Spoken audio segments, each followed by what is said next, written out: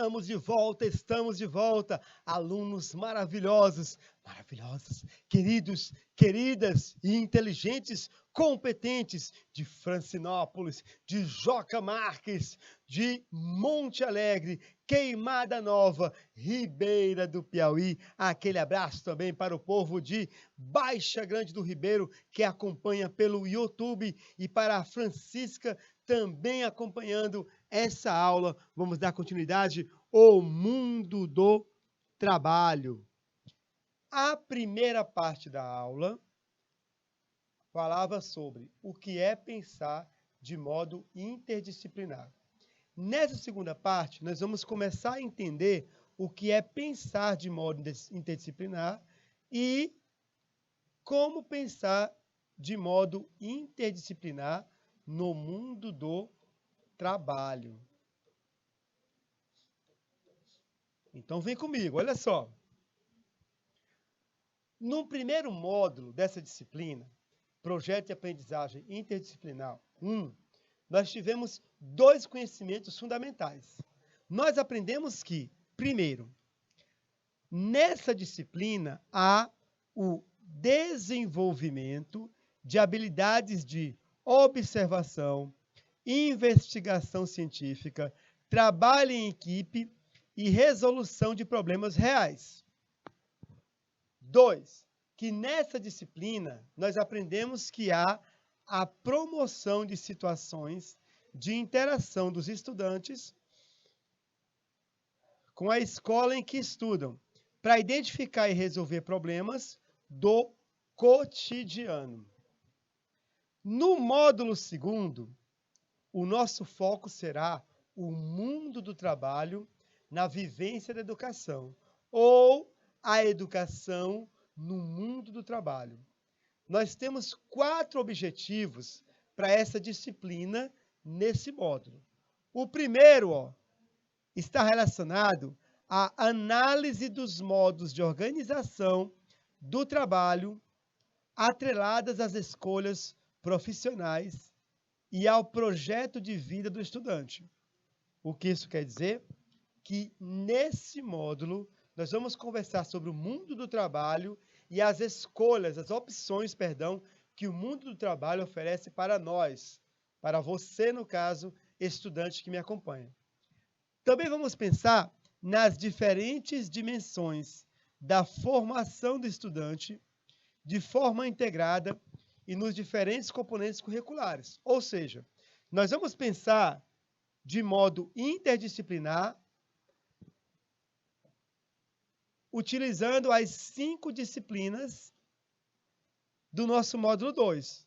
São elas: Fundamentos da Administração, Projeto de Aprendizagem Interdisciplinar 2, que é essa disciplina, Legislação Trabalhista, Tributária e Empresarial, Fundamentos das Finanças Públicas, Fundamentos da Matemática Financeira. Nós vamos encontrar relação, conexão, parcerias, trabalho em conjunto nessas disciplinas. Vamos também aplicar os conhecimentos técnicos, ou seja, dessas disciplinas, e os conhecimentos da formação geral básica, os conhecimentos da BNCC, conhecimentos de linguagem, ciência da natureza, ciências urbanas e matemática. Vamos aplicar esses conhecimentos no desenvolvimento de uma pesquisa acadêmica. E dessa pesquisa, nós confeccionaremos um projeto de aprendizagem interdisciplinar. Olha só que interessante, querido aluno. Vou deixar para casa, a aula não terminou, é só o primeiro exercício de casa. Eu vou deixar para casa, para vocês, o seguinte desafio, a seguinte reflexão. Eu quero que você, em casa, no momento em que você estiver à vontade, sozinho, estudando, no estudo pessoal, eu quero que você pense na relação que há entre as disciplinas que compõem o curso técnico em finanças neste módulo 2. Eu quero que você pense se há relação e quais são as relações que há entre fundamentos da administração, projeto de aprendizagem interdisciplinar 2,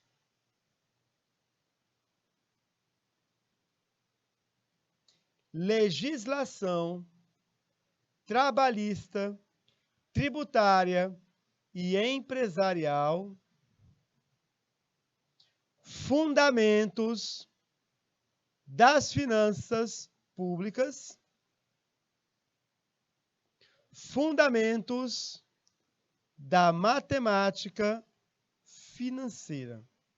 Eu quero que você observe as relações que há. Aí você pensa, olha, tem uma relação entre fundamento da administração e fundamento da finança pública. Opa, tudo a ver, legislação trabalhista e matemática financeira. Eu quero que você estabeleça relações. Eu quero que você pense nas relações que há nessas disciplinas.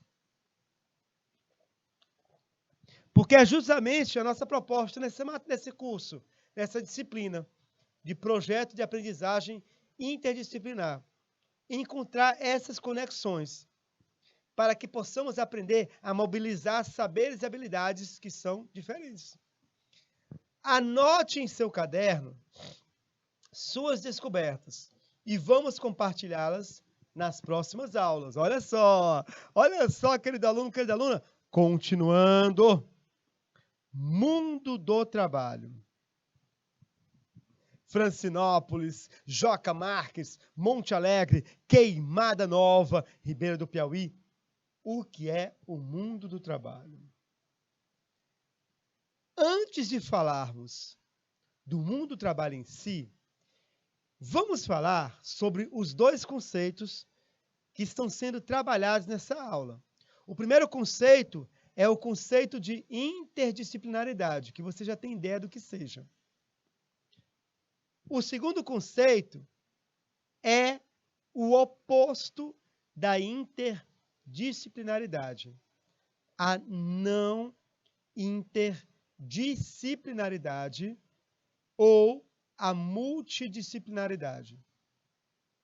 Nós vamos aprender a assimilar o conceito de interdisciplinaridade fazendo uma negação da não interdisciplinaridade. Aprender a partir do oposto, para perceber a importância da interdisciplinaridade. O que é a multidisciplinaridade ou a não interdisciplinaridade? É cada um no seu quadrado. Ó. Matemática, física, geografia.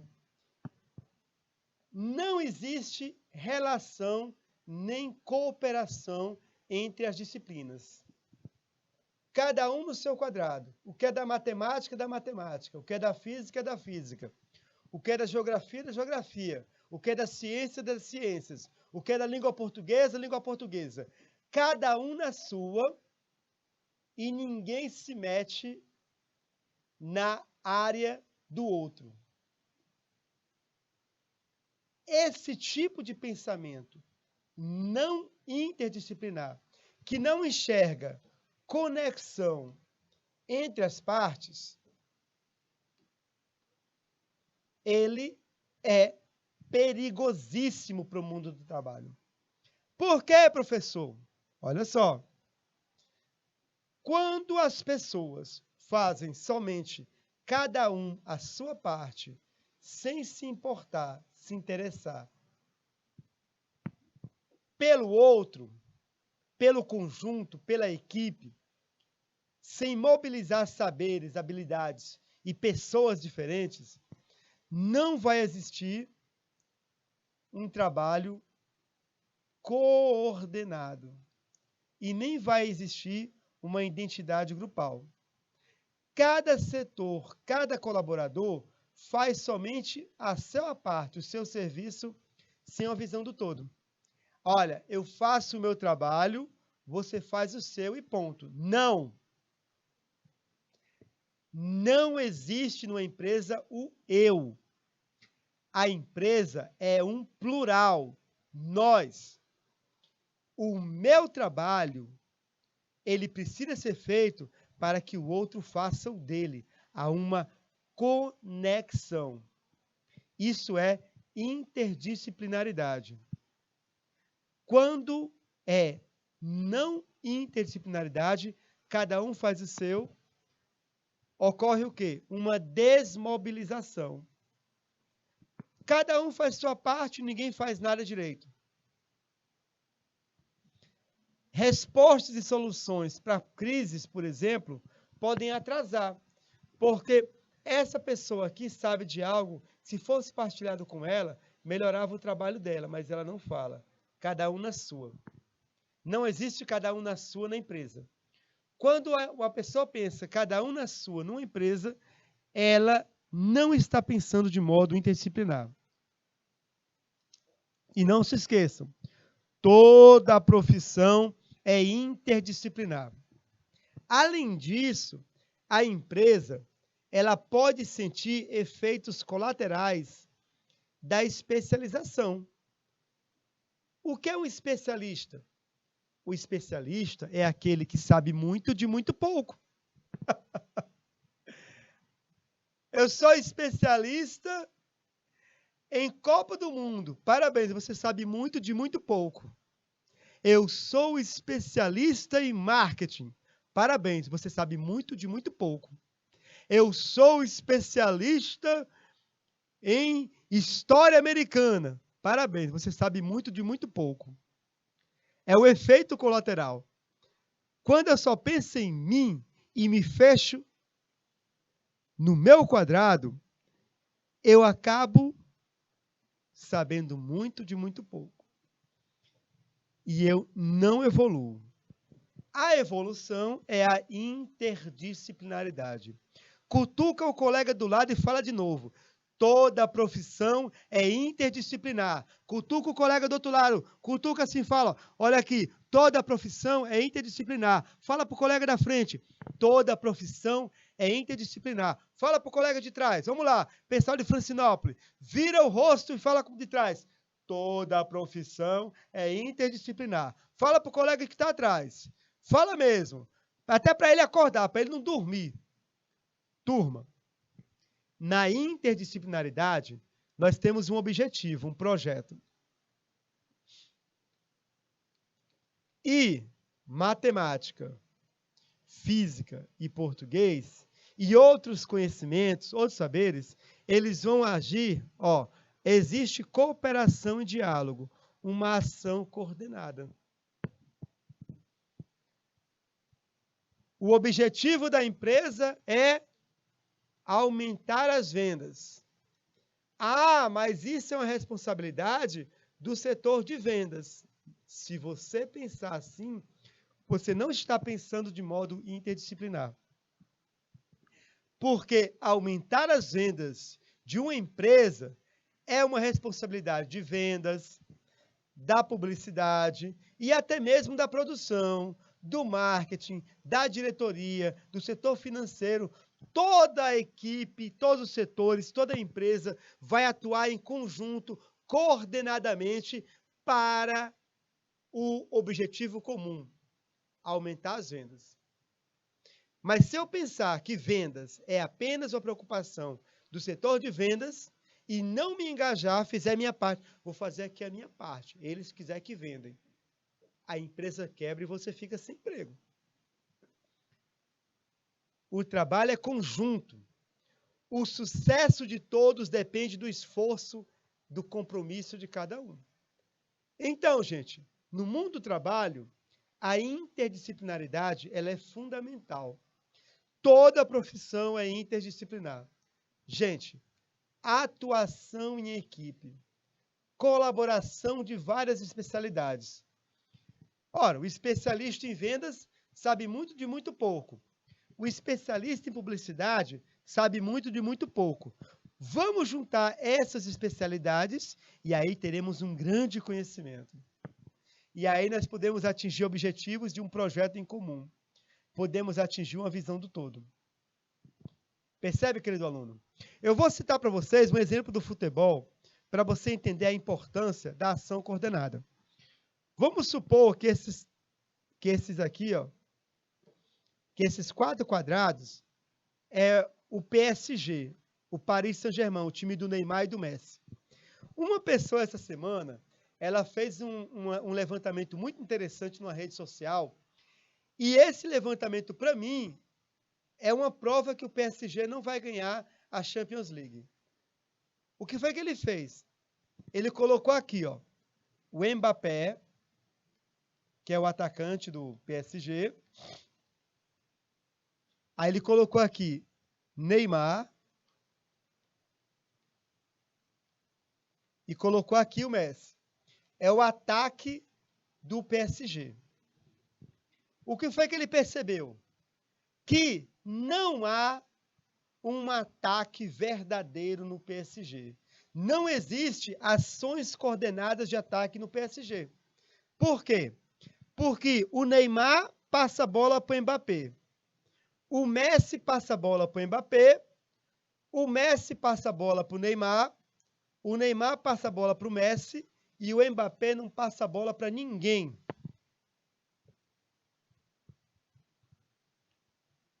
Não há interdisciplinaridade, porque um dos elementos não participa da coordenação das jogadas, da articulação das jogadas. Percebe, então? Numa empresa é isso, que não deve acontecer numa empresa. Todas as ações da empresa devem ser coordenadas, articuladas. Uma visão do todo. E o sucesso do departamento de vendas vai depender de várias instâncias na empresa. Isso é interdisciplinaridade. A interdisciplinaridade leva à visão sistêmica, governança corporativa e assim por diante. Mas, turma, vamos trabalhar aqui alguns conceitos nessa parte da aula para a gente assimilar um pouco mais do conteúdo teórico dessa temática de hoje. Vamos trabalhar agora o conceito de trabalho. Eu vou trabalhar com você do conceito de trabalho, o conceito de emprego e vou lhes explicar a fórmula da felicidade. Existe uma fórmula da felicidade, da realização pessoal. Não saia daí, vou explicar já já. Francinópolis, Joca Marques, Monte Alegre, Queimada Nova, Ribeiro do Piauí. Olha só, vem comigo. A palavra trabalho, ela tem 2 conceitos. Um conceito pessimista e um conceito otimista. Vamos trabalhar o conceito pessimista. A palavra trabalho, ela vem de uma palavra em latim chamada tripaliare, que é o tripalho. O tripalho, gente, é um instrumento de tortura. Aqui, ó. Aqui é um tripalho. A pessoa era amarrada e ela era torturada. Esse mesmo instrumento também servia para amarrar animais que iam ser ferrados. Agora vejam bem comigo. Se a palavra trabalho, ela vem de tripalho, que é um instrumento de tortura, logo, na sua essência, o trabalho é tortura e é sofrimento. E se a vida humana depende do trabalho, e o trabalho causa tanto desprazer, o ser humano está condenado à infelicidade. É o conceito pessimista de trabalho. Trabalho é algo ruim. Trabalho é tortura. Trabalho é sofrimento. Trabalho é infelicidade. Trabalho é dor. É, por exemplo, a versão bíblica. O conceito bíblico de trabalho. Pelo menos no livro do Gênesis. Nos 12 capítulos iniciais, que são 12 capítulos mitológicos. Olha só. Olha o que Deus fala para Adão quando Deus expulsa Adão do paraíso. Deus vai falar, olha Adão, agora você vai ter que trabalhar. Eu dava tudo para você. Agora você vai ter que trabalhar, tá bom? A terra produzirá para você espinhos. Você comerá seu pão com o suor do seu rosto, até que você volte para a terra, pois dela foi tirado. Você é pó e ao pó voltará. O trabalho foi um castigo. O ser humano saiu do Éden e, como castigo, foi obrigado a trabalhar. Mas, felizmente, nós temos um conceito otimista. O que diz o conceito otimista de trabalho? O ser humano, ele se torna humano pelo trabalho. É pelo trabalho que o ser humano modifica o mundo.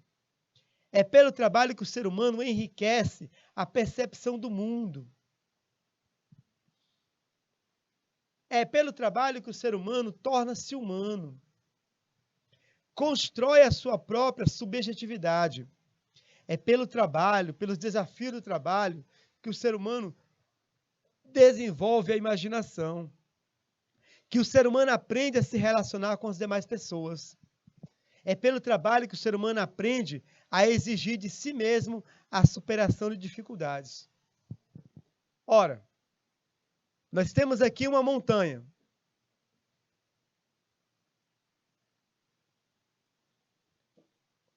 Os outros animais que compartilham esse planeta conosco, o que eles fazem diante de uma montanha? Eles contornam a montanha. A natureza é preservada, porque eles contornam a montanha. O ser humano, ele não se conforma em contornar a montanha. O ser humano, diante de uma montanha, e tendo que chegar ao outro lado, o que ele vai fazer? Ele vai furar a montanha e vai construir um túnel para chegar ao outro lado. O ser humano vai usar o trabalho para adaptar a natureza a ele próprio. Então, o ser humano vai se superar, desafiar-se, criatividade, imaginação, técnicas para fazer esse túnel. De uma margem a outra do rio, fazer uma ponte. Pelo trabalho, o ser humano constrói a si mesmo e constrói o mundo.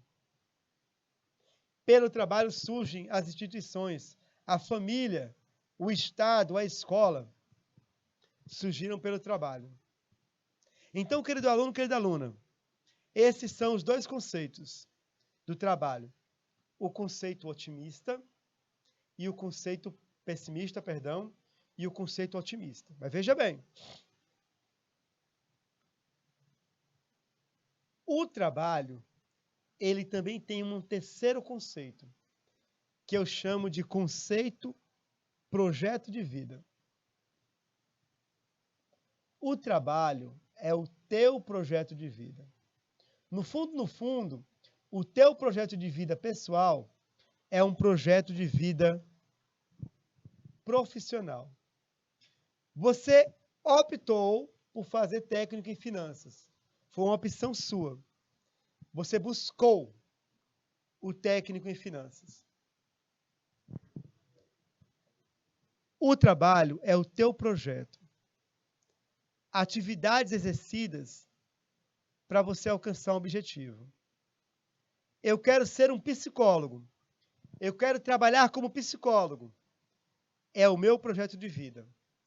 Já o emprego é só uma fonte de renda.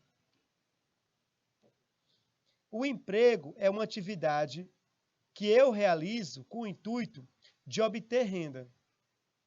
Quando você está sem dinheiro, o que é que você fala? Eu preciso arrumar um emprego. Aí é que entra a questão que eu falei com vocês sobre a realização pessoal. Ora, em algum momento da vida, quase todas as pessoas vão ter um emprego. Você também terá um emprego. A questão é, se você conseguir um emprego realizando o trabalho que você ama, você alcança a realização pessoal. você está bem próximo da felicidade. Vejam aqui Lionel Messi, mais um exemplo do futebol. O Lionel Messi, ele tem um projeto de vida desde criança. O que é? Qual é o projeto? Ser jogador. O trabalho do Lionel Messi, o seu projeto de vida, ser um jogador. E o Lionel Messi é jogador do PSG. O emprego dele é jogar no PSG. Gente, quando o meu trabalho é o meu emprego, eu alcanço a realização pessoal. Por isso que o Messi é feliz. Ele está empregado, realizando um trabalho que ele gosta, que ele ama. E ainda pagam para isso, porque é um emprego. Então, se você se formar psicólogo, o curso da sua preferência, enfermeiro, psicólogo, se você conseguir realizar o teu projeto de vida, você alcança a realização pessoal, querido aluno. A realização pessoal, querida aluna. Mas volto a repetir. É quando o trabalho... Há uma coincidência entre o trabalho, o teu projeto e o emprego, a tua fonte de renda. Nessa disciplina e nas outras disciplinas do ensino médio, você vai buscar isso. E essa é a importância de realizar o projeto de vida. Por quê, querido aluno? O emprego pode ser uma atividade que não esteja relacionada ao teu projeto de vida. Pode ser que você se torne psicólogo e acabe trabalhando como revendedor de automóveis. Quando uma pessoa não está feliz no trabalho, ele se torna um emprego apenas, uma maneira de conseguir renda. Só isso. É apenas uma maneira de conseguir renda. Mas, se o meu emprego é o meu trabalho, eu alcanço a satisfação pessoal. Por isso que eu falei para vocês, vou explicar para vocês a fórmula da felicidade. É essa. Alcançar os teus objetivos, Francinópolis do Piauí. Alcançar os teus objetivos, alunos de Joca Marques. Alcançar os seus objetivos, alunos de Monte Alegre. Alcançar os seus objetivos, alunos de Queimada Nova, de Ribeira do Piauí, de Baixa Grande do Ribeiro. Alcançar os nossos objetivos. A vitória. Tá bom? Bom, como nós não, nem tudo são flores na vida, nós também temos algumas críticas a fazer ao mundo do trabalho. E esse ponto da aula é um dos pontos mais importantes, que eu quero de vocês muita atenção, porque nem todo mundo dá essas informações que eu vou passar para vocês agora para os seus alunos. Nem todo mundo dá essas informações. E, às vezes, quem passa essas informações é visto com maus olhos. Mas nós podemos e devemos fazer críticas ao mundo do trabalho, principalmente ao mundo do trabalho capitalista. Então, vem comigo. Agora vamos para uma parte filosófica da aula. Atenção. Gente, no século XIX, após a Revolução Industrial, a exploração dos operários era nítida, era notória. Extensas jornadas de trabalho, em péssimas instalações, salários baixos, mão de obra infantil, baixa ou quase nenhuma remuneração das mulheres. Um filósofo alemão chamado Karl Marx, ao estudar essa realidade, ele apontou com seus estudos uma conclusão, que no sistema capitalista, no mundo do trabalho, esse mundo que será o mundo de vocês, nesse mundo o trabalhador perde mais do que ele ganha. Porque ele produz para outra pessoa, o seu patrão, numa relação desigual. O trabalhador não escolhe o seu salário. O salário é definido pelo patrão. O trabalhador não escolhe o seu horário, nem o ritmo de trabalho. É definido pelo patrão. O trabalhador é comandado de fora, por forças que ele não tem controle. Na relação de trabalho, de emprego de trabalho, no mundo do trabalho, o trabalhador sempre perde.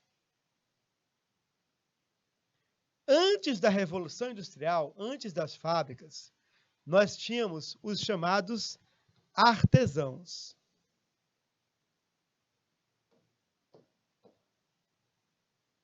Artesãos. Algo que caracterizava os artesãos é que eles tinham a posse do produto que fabricavam. Eles tinham a posse do trabalho. Por exemplo, o artesão, ele fabricava a cadeira, ele vendia a cadeira e ele ficava com o dinheiro da cadeira. O processo produtivo estava nas mãos do trabalhador. O trabalho, ou seja, o resultado da força do trabalho, o produto, era do trabalhador, do artesão. Ele vendia e ele ficava com o dinheiro. Isso até o início da Revolução Industrial. Com a Revolução Industrial, o sujeito que fabricava uma cadeira, ele perdeu a posse do produto que fabricava.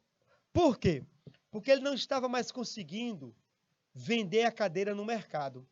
Porque estava chegando no mercado cadeiras bem mais baratas. Porque eram produzidas em maior número e em menos tempo. Essas cadeiras eram produzidas em maior número e em menos tempo na fábrica. E o que define o preço de um produto é o tempo gasto para fabricá-lo. Então, se ele vendia a cadeira a 10 moedas, estava chegando no mercado cadeiras que custavam 3 moedas, fabricadas aos montes nas fábricas. Nosso amigo não conseguiu mais vender suas cadeiras. Ele empobreceu. Quando ele empobreceu, o que ele fez? Ele foi até a fábrica do capitalista e disse: olha, eu preciso de um emprego. Eu trabalho para você e você me dá um salário em troca. Ele passou a trabalhar na fábrica de cadeiras para o capitalista em troca de salário. Só que agora, a cadeira que ele produzia não era mais para ele vender e ficar com dinheiro. Quem vendia e ficava com dinheiro era o patrão. Ele só recebia o salário. O salário que não correspondia a todo o seu trabalho. E a coisa piorou, sabe por quê? Porque o artesão, ele fazia uma cadeira inteira. Só que ele, ao entrar na linha de produção, ele fez só a perna de uma cadeira. Ou seja, ele perdeu a posse do processo produtivo. Agora ele fazia parte do processo produtivo. Agora, ele, ao fabricar apenas uma perna da cadeira, ele nem poderia mais dizer assim, olha, eu fiz a cadeira é minha. Não, você só fez um pedaço da cadeira. Assim disse o patrão para ele. Querido aluno, querida aluna, assim o trabalho tornou-se algo que não pertence ao trabalhador. Marx descreve essa situação como alienação. Alienação não é uma pessoa que está perdida no mundo da lua. Alienação somos nós, que trabalhamos para os outros e não temos posse daquilo que fabricamos. Eu trabalho numa montadora de carros e eu não tenho dinheiro para comprar um carro. Eu trabalho numa loja de iPhone e não tenho como adquirir esse produto. Eu trabalho numa loja de luxo em que uma bolsa vendida para uma madame é 10, 15 vezes o meu salário. Por falar em salário, vamos pensar da seguinte forma, olha só. No capitalismo, o capitalismo se sustenta pela produção e venda de mercadorias. O que isso quer dizer? O que é a mercadoria? Mercadoria é tudo aquilo que tem valor de venda. Tudo aquilo que é produzido e tem valor de venda é uma mercadoria. Ora, já sabemos que o preço de uma mercadoria equivale ao tempo gasto na produção. Um diamante é tão caro quanto um carro, porque o tempo que eu gasto na lapidação de um diamante é equivalente ao tempo de fabricação do veículo. Professor, dê outro exemplo. Vamos supor que você está em casa, o seu computador deu um problema. Então você chama um técnico em computador para resolver o problema do seu computador. Olha, o computador não está mais ligando, o computador, a tela está ficando escura. Aí o técnico chegou na tua casa 13h. Aí ele pergunta qual é o problema, você diz, aí ele olha assim, aí ele pega uma chave de fenda e ele aperta um parafuso. Aí, 13h02, o computador voltou a funcionar. Aí você pergunta, quanto é que foi o serviço? R$100. R$100 para 1 minuto de trabalho? Você vai reclamar. Quando o serviço é rápido, você vai reclamar do preço que vai ser cobrado. Por quê? Porque o preço está de acordo com o tempo. O ser humano, nós trabalhadores, no sistema capitalista, acontece algo interessante. Nós também temos um preço, porque nós vendemos nossa força de trabalho ao patrão. Ora, quem tem preço é o quê? Quem tem preço é mercadoria. Quem tem preço são as coisas. Acontece o fenômeno da reificação, da coisificação. Os seres humanos são transformados em coisas e cada um tem seu preço. A diretoria não vai citar o nome de cada funcionário da empresa. Ela vai dizer, olha, setor tal produziu tal. A folha salarial é tanto. Não são pessoas, são coisas. E a mercadoria, ela vai ganhar vida. Porque para o capitalismo, a mercadoria tem mais valor que o capital humano. A mercadoria tem mais valor que o ser humano. Pandemia. Nós precisamos realizar um lockdown. Porque estávamos diante de um vírus contra o qual não tínhamos nenhuma defesa. Precisamos fechar as lojas, os shoppings. Fechar tudo. O que falaram muitos líderes mundiais? O que é que eles disseram? Recordam bem. A economia não pode parar. A economia não pode parar. E as pessoas falavam, mas está morrendo gente. 6.000, 4.000 pessoas por dia. E o sujeito na TV. A economia não pode parar. Todo dia morre gente. Por que que ele falava isso? Porque no capitalismo, nós seres humanos, nós temos um preço. E se morre um ser humano, é só eu comprar outro na prateleira e botar no meu lugar. Morreu o funcionário do posto de gasolina com Covid. Ele custava R$1.500 por mês. Eu pego uma outra pessoa e coloco no lugar, custando os mesmos R$1.500. A mercadoria tem mais valor que o ser humano. É o que chamamos de fetichismo. Um processo pelo qual a mercadoria ganha vida e reificação. Um processo pelo qual nós, trabalhadores, nós nos tornamos coisas. Mas vamos falar em salário. Vamos trabalhar o conceito mais-valia, que é um conceito-chave para entendermos o mundo do trabalho e para que você tenha pelo menos consciência de classe, da sua posição no processo produtivo. Aluno de Francinópolis, Joca Marques, Monte Alegre, Queimada Nova, Ribeira do Piauí, etc. O salário do trabalhador ele deveria corresponder ao custo da manutenção do operário e sua família. Porém, não é. É um valor fixo. Ai daquele que reclama aumento. Bom, vejam só essa linha de raciocínio para entendermos o mais-valia. O capitalista contrata o trabalhador para trabalhar durante um certo período a fim de alcançar determinada produção. Ora, o trabalhador, ele sempre produz mais. Ele gera um valor infinitamente superior ao seu trabalho.